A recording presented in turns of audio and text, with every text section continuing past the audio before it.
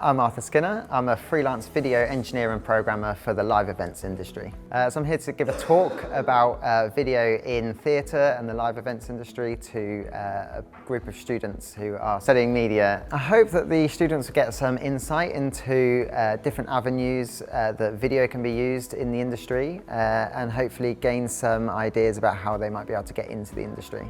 So the talk today, I very much enjoyed it, and now that I've heard more about what it's like being a technical producer or working properly behind the scenes, it had me more enticed in actually being part of the present production rather than the pre-production.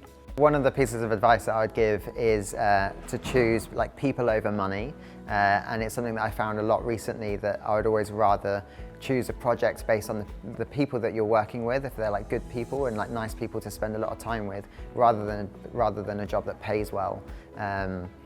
We spend so much time with people in our jobs, long days, lots of days a week. So I think it's really important, because when you're in a really stressful situation, it's better to have people that you know have got your back rather than a paycheck at the end of the month. One of the other pieces of advice would be, obviously, everyone says it, but you have to work really, really hard, and there'll be loads of closed doors, but you just have to keep knocking on them, and eventually one will open. And it can be such a small little opportunity, but that could open the door to something much bigger.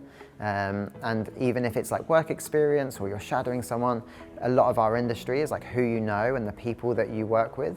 So even just getting in the room and meeting people and putting a name to a face is sometimes so important to getting your first job. I always find it's really important to have a plan B when you're doing career choices and things, just because you never know what opportunities might come up. I sort of fell into a lot of the roles that I had, and they weren't necessarily the options that I was already going for. So it's always good to have in the back of the mind, if this option doesn't work out, what other option can I already have, maybe starting to have in place that might help me still get to my end goal. But I think most importantly is to do something in your job that you really love, or something that you find is important, or gives you some sort of satisfaction at the end of the day.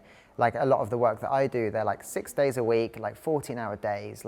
Really, really a lot of my waking time is spent doing this activity. So I think if it's something that you find really miserable or laborious, you're just going to have quite a miserable life. So it's really good to do something that you're passionate about.